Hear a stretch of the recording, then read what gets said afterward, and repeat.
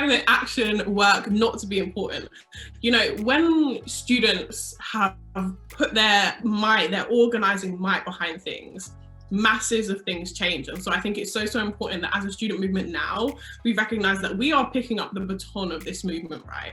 We're seeing the work that's been done, we're seeing the work that is yet to do, and we are taking that in our stride. And it is so inspiring to me that students already know that this is important. They're doing this work in their communities, bringing other people along for the journey, telling their flatmate, telling their course mate to come along for the journey as well.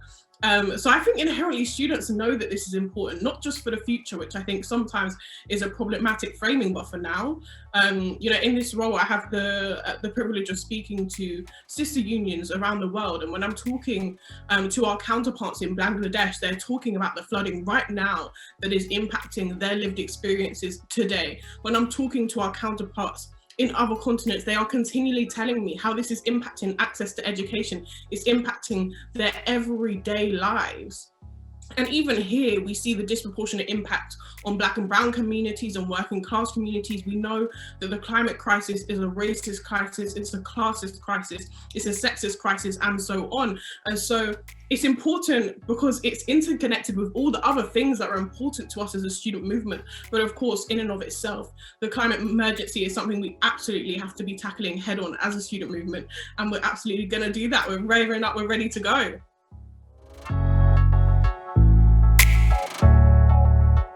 Climate justice, when people were first on this wave, it wasn't something that I identified with, because, and I know that a lot of other students of colour have experienced that as well, not feeling like, you know, the climate conversation is something that we are included in. And actually it was the previous president, Zamzam, was president of NUS prior to me.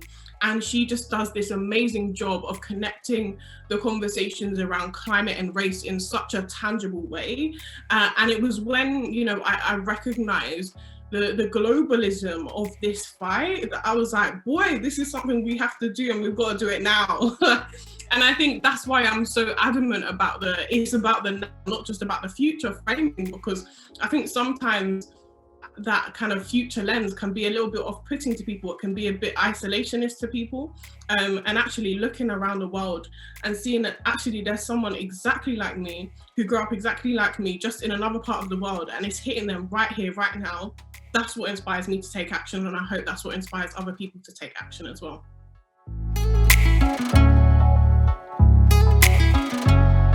Yes, so right now I have the joy and privilege of being part of the board at SOS UK, which stands for Students Organising for Sustainability UK, who is basically the sustainability part of NUS was rolled out about a year ago so that they can move faster, do things bigger, better, on climate justice, on climate action, and supporting students from across further and higher education to be doing that work.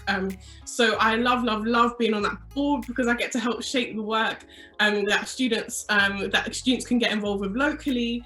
We just had mock COP26, which went amazingly, and there's so much on the agenda behind the scenes right now. Honestly, it's going to be a really exciting year ahead. So right now my work around climate action is around helping to kind of be helping steer the ship at SOS UK, and to see all the amazing work that organisation does to get climate justice movements that are student-led at the grassroots up and running, or to help them keep on being sustainable. So yeah.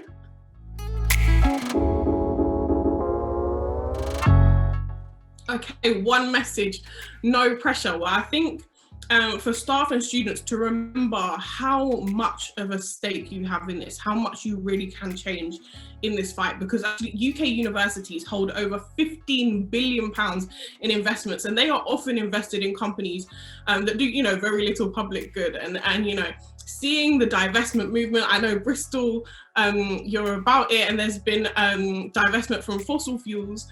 And if you're thinking about divestment, then let's talk about investment too. And so my message to Bristol students and staff is let's be thinking about ethical investments. Let's be thinking about where we can shape that money to be going towards environmental and social justice solutions. And of course, cheeky plug for the Invest for Change campaign, which is being run by SOS UK to really do that work of investing in renewable energy infrastructure, in social housing development, in local community projects, all of that, to be seeing real change. Because for so long, the student movement has been talking about divestment, and of course that is crucial, and big up to those at Bristol who made that happen. But now let's reorient, let's think about how we make sure that we hold institutions to account, that we hold one another to account when it comes to making ethical investments, and moving forward to make sure that we shape the here and now and the future to be greener, to be more liberated, to be safer, to be more ecological for all of us.